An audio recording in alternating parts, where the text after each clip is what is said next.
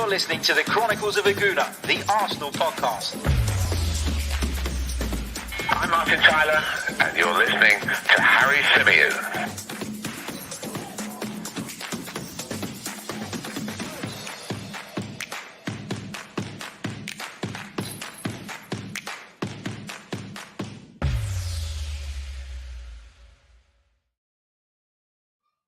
Hello, good morning and happy Sunday. Welcome back to the Chronicles of a Gooner, the Arsenal podcast brought to you by 90 Min. As ever, I'm your host, Harry Symeou, and on this edition, we're going to be discussing the rumour that Arsenal have made contact with Antonio Conte, and supposedly an agreement has been reached, a preliminary agreement, there you go, got it out in the end, has apparently been reached between the club and the manager should Mikel Arteta fail to turn things around dramatically in the next couple of weeks. Now, I titled the video with rumour at the start. I titled the episode with the word rumour because it is just a rumour at this point, okay? I know a lot of people will sort of look at it and go, wow, come on, hopefully this happens. And I get that, I really do. But let's be a little bit cautious about it. It is worth discussing because the rumours have gathered pace, have gathered wind. And Antonio Conte is a manager that I've got a really big opinion on. So for me, this felt like a really good talking point and one certainly, or a discussion, sorry, certainly worth having. So what exactly does the rumour say? What exactly does the report say? Now, I'm going to take you through it. Now, the report originates from a Spanish outlet called Todo Fichajes, who, from my experience of working in this industry, are very, very hit and miss. A lot of the time, they're miss. You know, let's be honest. I don't want to slag them off. I don't want to criticize them. But they do feel like a bit of a sensationalist publication in the sense of I do feel that they really kind of jump on things and blow them out of proportion in order to get the clicks. And look, this has worked. You know, everybody knows the Arsenal fan base are unhappy with the current management. Everybody knows that the Arsenal fan base are really upset, frustrated, disappointed with the way things have gone so far this season. And everybody knows that Arsenal fans would love to see Antonio Conte come to the Premier League and manage at Emirates Stadium. Now, we know Antonio Conte is currently out of a job after he left Inter, and we'll come on to talk a little bit more about why he left Inter and why the reasons he left Inter could be the same reasons he may not want to actually join Arsenal. So we'll get into all of that. But first off, let me take you through that report. Now, this is what the report says. It's the headline is Arteta's days at Arsenal are numbered. Conte waits his turn. Now, remember, this is a Spanish article that I've translated into English. Okay, so if some of the wording doesn't quite make sense, that's why. It talks about how Mikel Arteta will, and the word they use is radically change things at Arsenal in the remainder of September if he's to keep his position. According to the information that we have, Edu and the Gunners' board of directors have already closed a preliminary agreement with Antonio Conte. It goes on to say that this will be done with the team's command from October. Now, it goes on to say that Antonio Conte will not entertain the idea of joining Arsenal if this doesn't happen by October. Antonio Conte, according to this report, sees October as a fair enough cutoff point whereby he still has enough time to come into the job and turn things around and help Arsenal at least push towards their objectives. So if Arsenal are going to do this, you feel like it's one they've got to do very, very soon. Because, as I say, Antonio Conte, according to this report, is not willing to let this rumble on till December, for example, and then come in and take on an impossible task. He feels that if this was to happen by October, by that international break in October, he would have the opportunity then to be able to turn things around at Arsenal. Now, again, as I said right at the top of the show, do not take this as gospel. Do not take this as it's definitely happening, because it is just a rumor at this stage. It's why I've titled the video and the podcast the way I have. But as I say, I've got a lot of feelings and thoughts on Antonio Conte, having followed his career very, very closely and being a massive fan of Italian football. Therefore, I felt this was worth discussing and one that I wanted to talk about.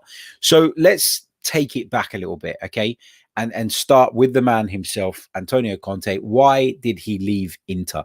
Now, there's been a lot of kind of mixed reporting on this. We heard that Antonio Conte was disappointed, frustrated that he was going to have to sell one of his big names in the summer. We also heard from some outlets that actually Antonio Conte didn't really have an issue moving one or two players on. The issue that he had was that Inter were not going to back him in any way, shape or form so that he could try and push on and go to the next level. Remember, he ended an 11-year drought for Inter, an 11-year trophy drought, won them the Scudetto, dethroned, if you like, Juventus from their perch after they dominated the division for the best part of a decade prior. And so it was a massive, massive achievement. However, Antonio Conte wanted to take it to the next level. Antonio Conte is an incredibly ambitious manager. He, for me, is the best in the business when it comes to turning teams around quickly in terms of picking up a sinking ship, rising it to the top of the ocean, and then riding all the waves that come his way. He is very, very good at doing that. We saw it at Chelsea. He came in, I think they finished mid-table the season before. Antonio Conte comes in, they win the Premier League. His second season at Chelsea wasn't all that great. They did finish in the top four and they won the FA Cup, but that was not deemed good enough for Mr. Abramovich. Now, we also know that as well as maybe clubs getting fed up of Antonio Conte, he is a bit of a ticking time bomb. He is not someone who will keep his mouth shut and will just get on with what he's told to do. He's not a yes man, which is what a lot of people accuse Mikel Arteta of being and accused Arsene Wenger of being previously. Antonio Conte will not take that. And so while I'd be absolutely delighted if Arsenal were able to get this man in at the club, I do fear that the relationship between him and the board, and in terms of how Arsenal are looking to operate, would be one that would break down really, really quickly. That's my big worry. That's my big fear. That's my big concern. But if you get Antonio Conte here for 2 years and he can get you back in the Champions League and get you punching back at our own kind of weight, that would be fantastic, wouldn't it? And look, I've defended Arteta because I don't think everything going on at the club right now is his fault. I thought the outrage around Edu's interview yesterday was over the top. I felt like, I said it irritated me during the podcast, and it did. It irritated me that Edu wouldn't really commit on a league position or anything like that. But I do think the reaction to it, I said it irritated me, but some people were downright fed up about it and throwing their toys out the pram and really kind of making a big issue of it, and it was being talked about all night on social media. And I didn't think it was that big a deal, but it was a little bit disappointing. It was a little bit frustrating. And I think that lack of clarity sometimes, with the fans obviously causes friction. But what I would say, just as a kind of reiterate the point, is do not think that just because Edu didn't come out and say what the club's objectives are to the public, that there are no objectives, that they are just, acting completely blindly and not really thinking that far down the line. Arsenal would have set out objectives at the start of the season. They've chosen to keep them internal. And I know that people are frustrated and disappointed by that, but it doesn't mean that they don't exist. I've digressed a little bit, but the point is that Antonio Conte, if he was to join Arsenal, would know exactly what his remit is, exactly what he's been asked to do. Just because you or I or any other fan might not be made 100% aware and the club may not be totally transparent on that, doesn't mean that there is no objective, and it doesn't mean that they're just happy to be coasting along 8th place, 10th place, whatever you want to call it. When we're talking about Mikel Arteta, and I know I was about to make this point and I went off on one, but when we talk about Mikel Arteta and what's happening at the football club right now, I'm finding it really, really difficult to attribute all of the blame on him. I think some of the blame is on him. Obviously, he's brought in some players who haven't been up to speed. He's made some decisions that have been questionable, et cetera, et cetera. But I think the bigger problem, the wider problem, is the lack of structure at the football club. And I think when you don't have a structure, you need an incredibly strong manager. And Mikel Arteta, as good as he might be one day, is not that strong as a manager just yet. He's not been in these positions before. He's not dealt with difficult characters behind the scenes. He's not left the nest prior to joining this football club. And I think a lack of experience does come down to it. I think you could be a very, very good coach. And I believe that Mikel Arteta is a very good coach. And I think he will go on to be an incredible, head coach and manager or whatever it is that he does moving forward. But I just think that there was too much wrong here, and the lack of a structure as well has made this job even more difficult. Would it be a perfect environment for somebody like Antonio Conte? No, because it's not a perfect environment for anybody. It's very disjointed, it's very unorganized, and it's very weak, in my opinion. But what I would say is that Antonio Conte has the experience, has the nous, has the strength of character, and has a few, other tricks up his sleeve off the back of experiences he's had along the way that would probably make him better at this job. No, that would definitely make him better at this job than Mikel Arteta. So for all the defense that I've made of Mikel Arteta, I think I said this a couple of weeks ago on one of the shows. If you told me that Antonio Conte was happy to come to the club and that we could sign him tomorrow, I would have sacked Mikel Arteta yesterday, honestly, because that is the kind of manager that I wanted us to hire in the first place. But if Arsenal are going to sack Mikel Arteta off the back of a poor game against Norwich, and then dilly-dally around for a month and a half, trying to find the right man, only to make a cheap second-rate appointment like we have done, twice now since Arsene Wenger's left, then that's why I'm kind of sitting here going, well, maybe you should just give him a little bit more time, because it's one of those situations where it's kind of like, let's sack him, but without having a plan. And Arsenal have never really had the right plans ever since Arsene Wenger moved on. You could say that the club was declining during his time, of course, but it was never at this level, if we're being completely honest. It's gotten worse because Arsenal have picked players and managers who have not been up to the standard required. And for me, if you feel like the Mikel Arteta experiment has come to its end, it's come to its expiration date, then fine. Chop him, make the change. But you better break the bank and bring somebody in like Antonio Conte. Because I tell you what, Antonio Conte, he's not going to be cheap. He's not going to be accepting of strategies that he doesn't believe in. He will tell you what he wants the strategy to be. But there's a very, very high chance that he'll bring you the results that you want if you give him the environment to work in. So it's like anything in life, okay? A lot of the time you pay for what you get. You buy $100,000 car, you get a lot more car than if you buy a $5,000 car.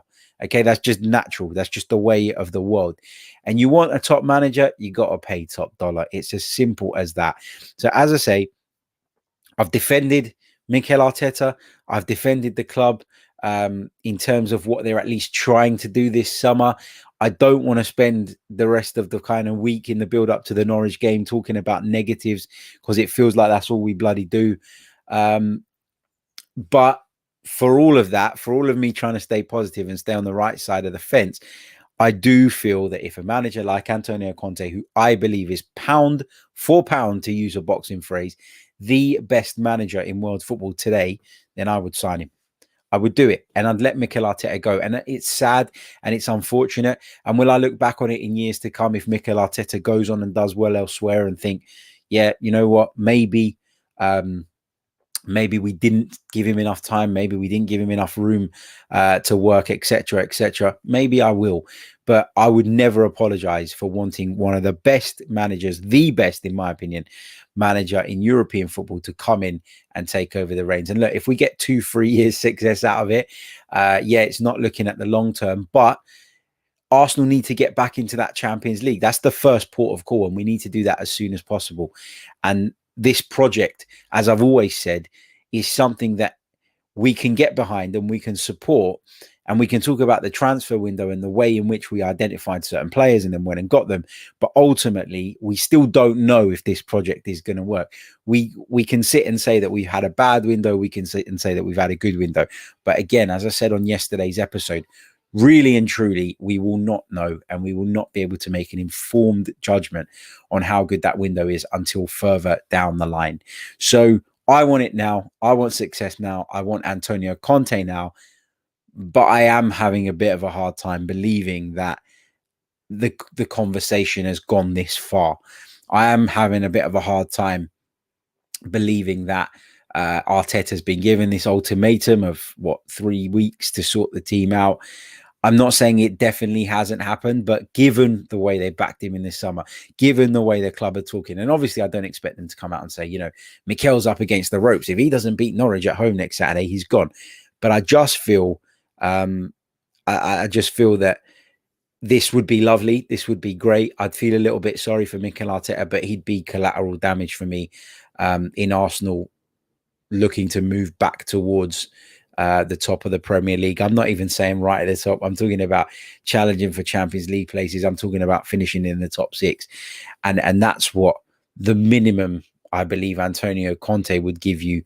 Whereas Mikel Arteta, there's still question marks around whether he can do that. So, as I say, if Antonio Conte is willing to come, please, Antonio, I will take him now. I really, really would.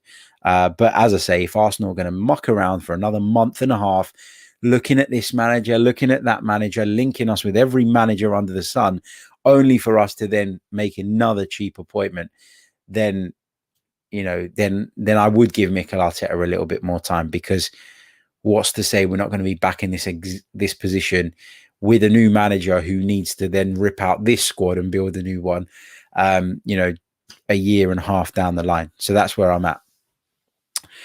Right, let's go over to the chat box and take some of your questions, some of your thoughts on this as well. I can see the chat box is popping off. Going to take as many of your questions and thoughts as I possibly can between now and the end of the stream. Don't forget as well, if you are watching us live or you're listening to this on Sunday, the Arsenal women kick off their Premier League season, or the Women's Super League season today with a home game against Chelsea at Emirates Stadium. Now, myself and Casey Bourne of BT Sport are going to be bringing you our Arsenal Women's show. That'll be coming out on Tuesday. So looking forward to watching the game, bringing in Casey to give you some really good insight into the women's side and adding another string to our Chronicles of a Gooner bow. So brand new podcast weekly coming your way. But let's go over to YouTube just a second. Over 420 of you watching us live right now, but we haven't even got 100 likes on the board. So come on, let's boost that up. Let's try and get that to 150-ish as soon as we possibly can. Make sure you subscribe to the channel if you haven't done so already. If you'd like to click the join button below, you can do so, or you can click on the link in the description. And don't forget that this podcast is brought to you by the brilliant people over at manscaped.com. So for all your male grooming needs, head over to their website, check out their fantastic range of products. And if you enter our discount code, which is rolling across the bottom of the screen, it's 90min20. You can save yourself 20% off of your order, as well as free worldwide shipping. Right. What else have we got? Let's go over to these questions and let's take some of your comments. Let's see what it is that you guys have to say.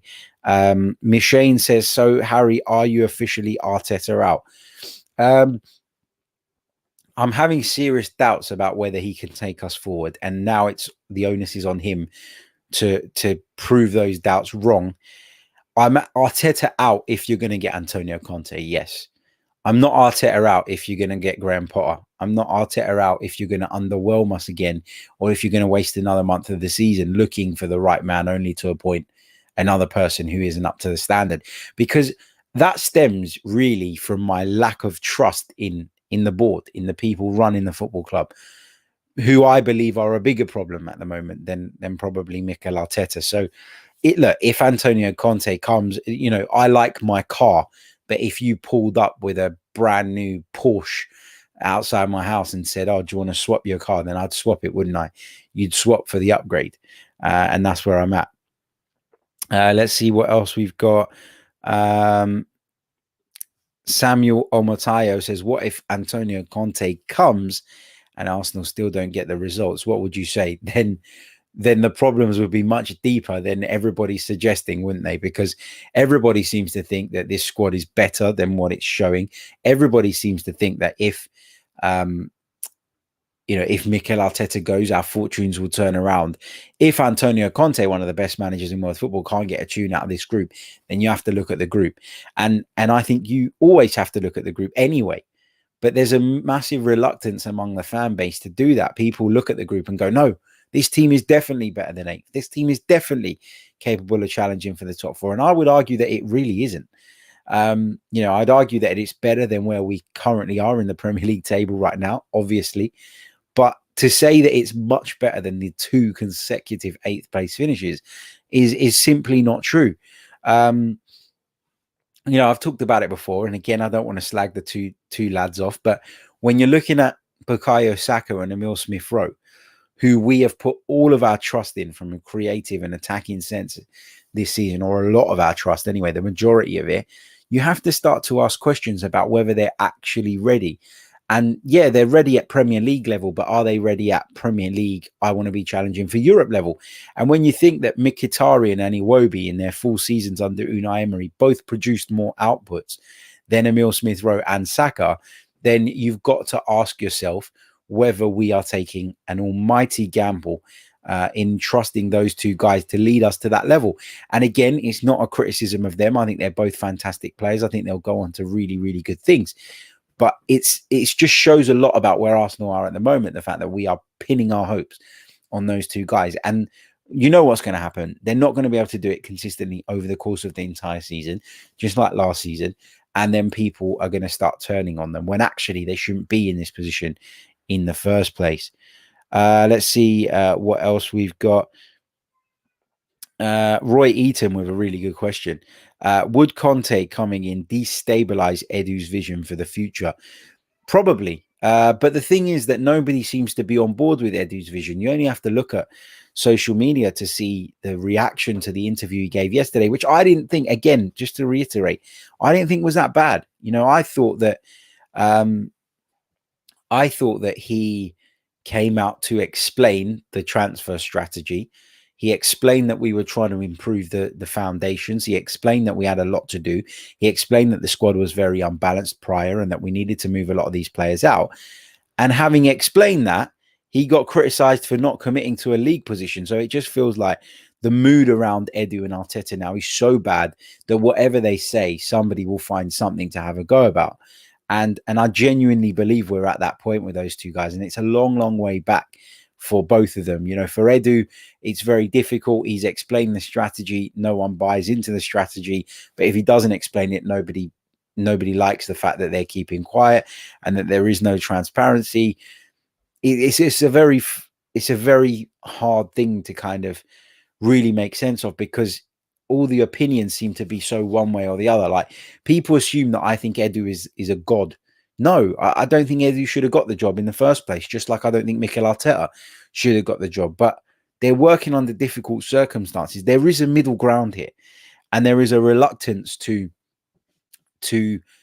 stand in the middle, I guess, for a lot of people right now, because of the kind of culture that we've created, whereby you have to be the manager out or you have to be a hardliner in terms of the manager in. And then when someone like me is a little bit more in the middle and is a little bit more, I think, open-minded and is looking at both sides of the coin here, people say you're a flip-flop, and people say you're trying to get a job with the club. And I don't want a job with Arsenal Football Club.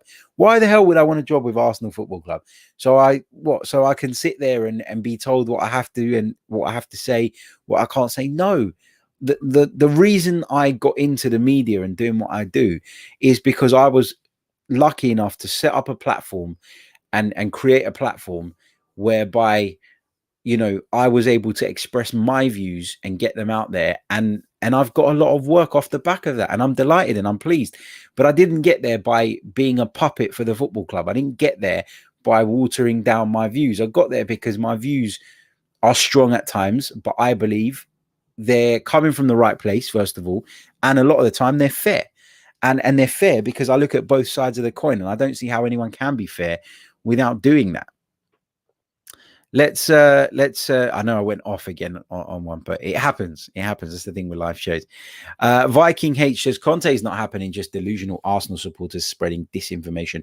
People need to get behind the team and the manager. All these YouTube channels do is spread negativity.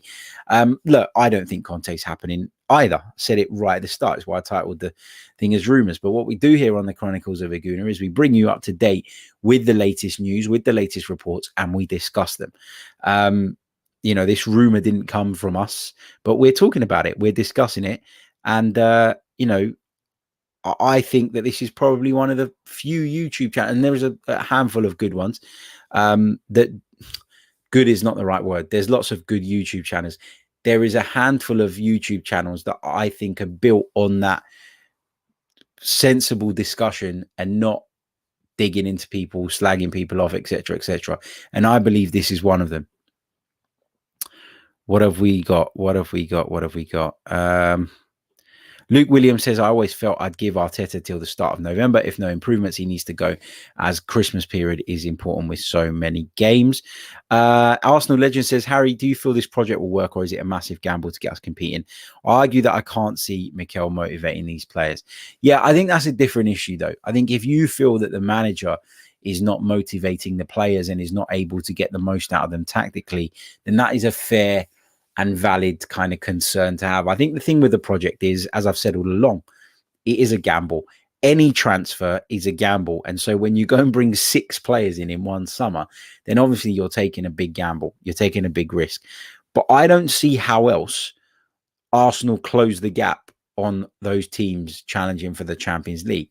A lot of the teams that are starting to emerge now, i.e. Leicester City being the prime example, they've done it because they've bought well and they've sold well. And yeah, people say we don't want to be a selling club, but unless Mr. Kroenke is going to get his checkbook out and go crazy, which we know he's not, unless he's going to adopt the Roman Abramovich approach or the Manchester City approach, it's not going to happen. So this feels like the only way that we're going to start to close that gap, that we're going to start to climb up the table. The club needs to be run well. It needs to be managed well. We need to be smart in our transfer dealings. We need to know when the right time to let players go is in order to make the most profit, to be able to then reinvest and keep the squad fresh and keep the squad moving. And there are a lot of different aspects of the club that need to be, in the right place, that need to be kind of functioning properly for Arsenal to get to that place. So yeah, it is a gamble. Of course it is a gamble, but so is signing 3 60-70 million pound players, and who might break down with injury or whatever. There's always gambles in football. I think we've tried the other approach. I think now is the time to try this. I think do you get there quicker with a better manager? Maybe, probably. But it depends what you want. Do you want sustainable, longer-term success or relative success, or do you want Arsenal to get back in the Champions League tomorrow? And that is, the kind of conundrum, isn't it? Because if Antonio Conte comes in, I can guarantee you he'll bring a couple of players in that he wants at the first opportunity who will, for example, complement his system. They won't be young kids with a big future ahead of them. They'll be seasoned, experienced professionals. He'll probably bring Ashley Young and bloody Victor Moses here with him if he had his choice. But that's the thing, isn't it? You got to decide what it is that you want. And I think the club have decided now that they're in a place where they do want to go down this sort of longer term route, longer term plan, and see where it takes us. Right, let's pick up a few more of your comments. K95, who I assume is a Man United supporter, says, Harry, why is it you disrespected Emery for half the shit Arteta has done? First of all, I never disrespected him.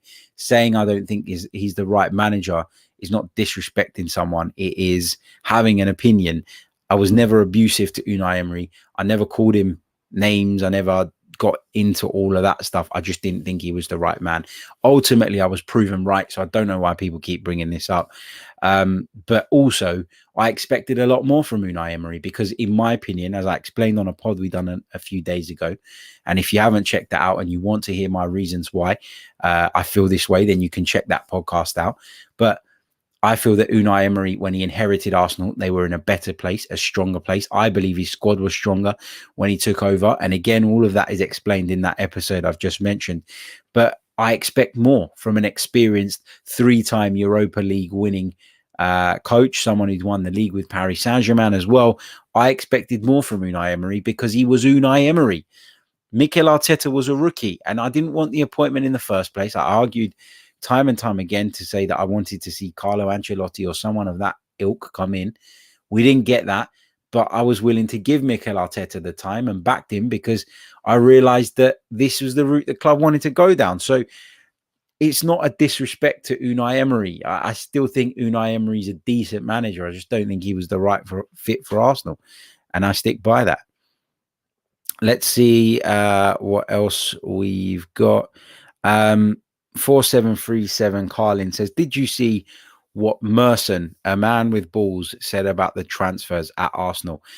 Come on. I mean, listen, I massively respect Paul Merson for what he did in an Arsenal shirt. But if we're going to set Paul Merson as the benchmark, we got serious problems.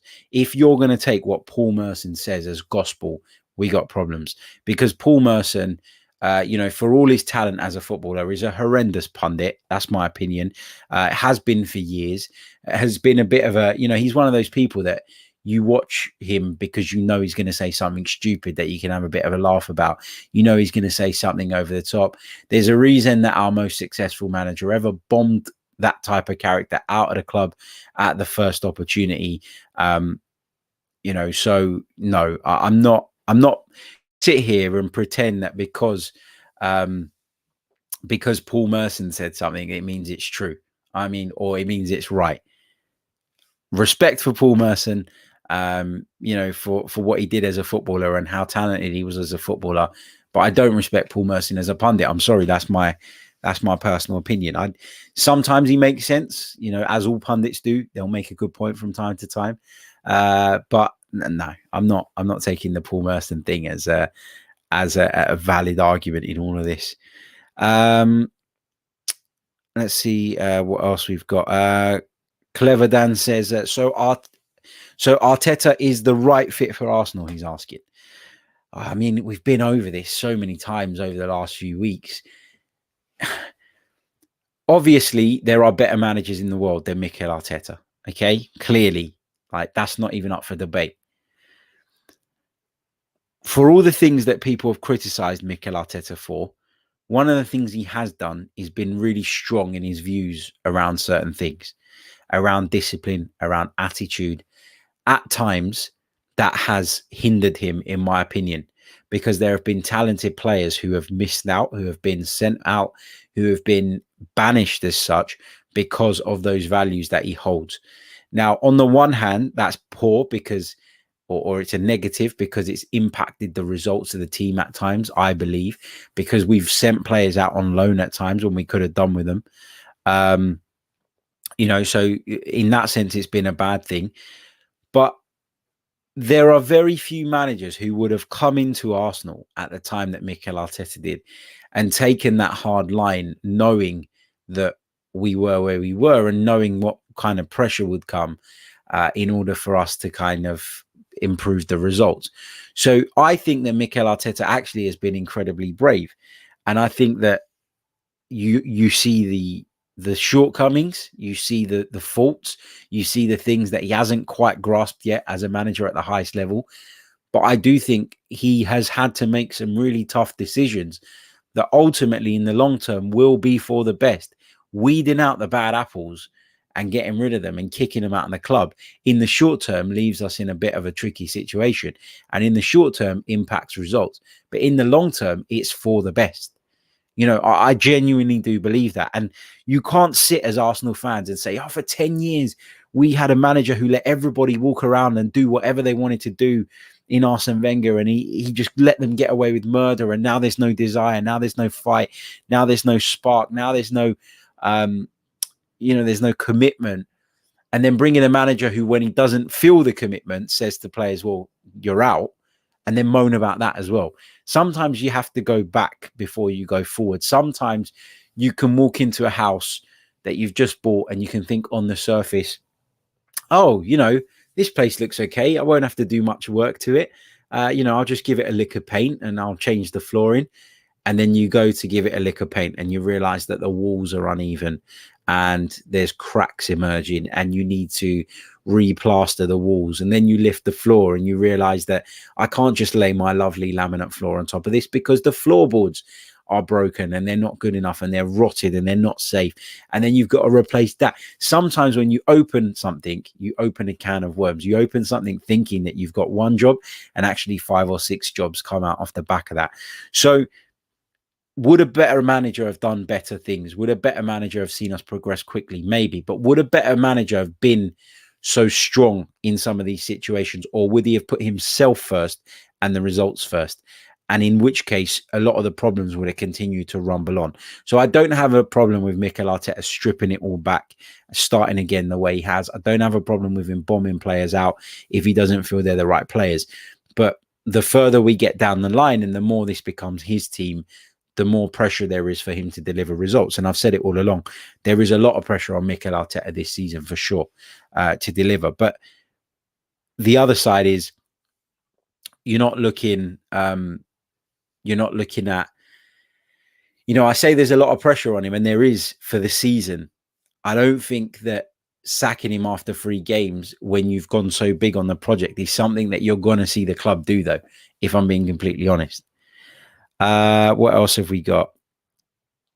Let's see what else we got. Some of the comments. Look at me. Apparently, I'm a hired gun. Apparently, I'm looking to get my press pass. Where was that comment about the press pass? Apparently, I'm trying to get a press pass. Here he goes. Maximus. Guys, Harry just wants his press pass so he can sit with everybody else asking heavily censored questions to his beloved manager. Let me just tell you something, Maximus. I've already got a press pass. I'm already accredited, so I don't need to say or do anything to get that. I've already got it, mate. Do you want me to show you the card? Like, is that where you're going with this? It's nonsense. Yeah. And look, Jack, how much did they pay you to get onside, Harry? They pay me a lot of money, mate. I'm sorry, but they pay me a lot of money, and you got to eat, you got to pay your mortgage, etc., etc. Anyway, Adam Chisholm says, "What's happened to the chat recently? It wasn't this bad and divisive before." Completely agree, mate. It's the way people are, unfortunately. As I said yesterday, we're not going to spend time. Too much time anyway. We will put people in their place when they need it, but I'm not going to spend too much time going down that route because it is one of those things where it's the culture nowadays. The frustrating thing is that half these people that give it on social media would not come up to me at a football match and say what they say, and insult me and do all of that jazz. And if they did, I promise you they'd end up on the floor. So they won't do it. It's just keyboard warriors. And unfortunately, because of the way the kind of world has gone and because of the power we've given to kind of people on social media, we've ended up in a place where people that act like that get away with it. And actually in the real world, face to face, you don't get away with half of that. And half these people wouldn't even have the balls to come up and say it. So it is what it is. But anyway, let's say a few big hellos to Mike, to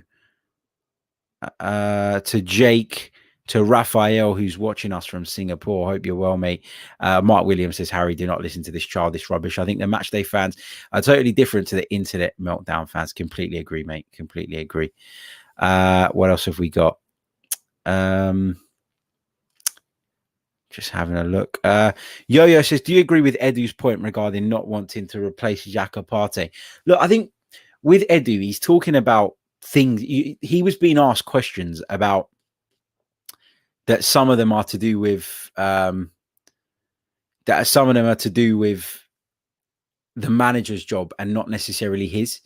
And so you're asking him about team selection stuff, and I don't really know what it is that people want him to say. He can't say one thing and then Mikel Arteta does something else. It's clear that Granit Xhaka is the other senior midfielder alongside Thomas Partey at the club right now. That might change over the course of the season. I've said it in recent weeks. If we are going to move forward and kind of develop this team, and we do want to press people higher up the pitch, then we're going to have to get to a point where Granit Xhaka isn't part of that. And that's why I was really, really surprised that we kept him I wasn't surprised that we kept him. I was surprised that we kept him if the opinion or the view within the club was that we were going to try and move forward by pressing teams. It just didn't fit for me. If you told me he was going to play in the role he played last year, where he sat in front of the back four and defended and played from deep, then I thought fantastic. But to ask him to press up the pitch is not going to work. It's simple. We've known that for many, many years. And that, if that is something we continue to see, Granit Xhaka being asked to do a role that he clearly can't do, then obviously that is on the manager for sure. Let's see what else we've got. Abdallah says, Harry, as a Chelsea fan, we have clear transparency between our club and the manager. Why is it wrong for your fans to demand the same from your club? Edu came across as very cocky and shook. He didn't come across as cocky at all. I don't think. You're talking about transparency. It is Chelsea's a completely different model. And I really do wish that some people would kind of take a step back and look at the way Chelsea operate and accept that it's completely different to Arsenal, and we cannot afford to operate in that way. Okay. You look at Chelsea, middle of a pandemic, Frank Lampard, not doing the business, club legend, nobody gives a shit, sacked, gone, out the door. In comes Thomas Tuchel. Bearing in mind, Frank Lampard going into that second season spent an absolute fortune. Okay, he gets sacked. You bring in Thomas Tuchel. He does really well in the second half of last season, and then the summer comes and you go and get him £100 million striker. Okay, now we can't do that. Arsenal can't do that. Arsenal can't keep sacking managers every 5 minutes because Arsenal can't afford to keep reinvesting in whatever it is that manager wants so that in the short term they can prove themselves. It is a very different operating model. We don't have a sugar daddy at Arsenal who every time things are not going well, says, here you go and get this player, go and get that player, go and get this player, go and get that player. You need a striker, here you go get the best one in the world. You need a defender, here you go and get the best one in the world. We can't do that. We don't have it. And Arsenal fans need to accept that. We're financially, in terms of what we can spend on transfers, us, Tottenham, Leicester, West Ham, etc., we are not on the same planet as Manchester City, Chelsea, and Manchester United. Liverpool are similar to us. They've spent their money very well over the years. They gave a manager some time to get things right, to find the squad that he wanted, to develop that squad. He obviously benefited massively from the sale of Felipe Coutinho, reinvested that money really, really well and got them up to the level, to the highest level. And Jurgen Klopp deserves a lot of praise for that, as did Liverpool as a football club for giving him the time. But, you cannot compare the models at City, United or Chelsea with Arsenal, Liverpool, Tottenham, Leicester. It's a different league. It's a different world financially, unfortunately. And, that's just the way it is. It's just the way it is. Right, we are going to leave it there. I will catch you all very, very soon. Until next time, take care of yourselves. Enjoy your Sunday. Check out the Arsenal women's match if you get the opportunity as well. Show the ladies some support. And we'll be talking about that on our upcoming women's football show on Tuesday. Myself and Casey Bourne from BT Sport will be all over that. So looking forward to recording our first one. Big thank you to everybody in the chat, all the people that are sensible in the chat. For the rest of you who just throw stupid abuse and say stupid comments, I hope you find something more interesting to do for the rest of your Sunday. Until next time, take care. Bye-bye.